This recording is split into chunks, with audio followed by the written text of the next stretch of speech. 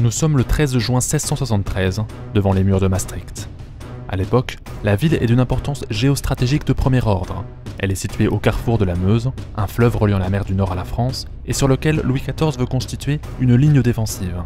Mais comment s'emparer de cette forteresse qu'on prétend imprenable, tant ses murs sont épais et tant ses défenseurs sont prêts à tout pour défendre leur citadelle? Vauban ne se pose pas tant de questions. Il faut creuser des tranchées, à coups de pelle, à coups de pioche, mais il faut le faire méthodiquement. D'abord, une première tranchée, parallèle au mur de la ville. Ensuite, une tranchée percée en zigzag et de façon perpendiculaire à la forteresse. Cette méthode innovante permet d'éviter que les tirs des défenseurs ne fassent des ravages chez les assaillants. Et elle permet de s'approcher en toute sécurité des points faibles du fort adverse. Et lorsqu'on est à bout portant, alors on fait charger les canons et l'on pilonne les murs de l'ennemi jusqu'à ce qu'il cède. Résultat, en 13 jours, Maastricht tombe dans les mains de Vauban.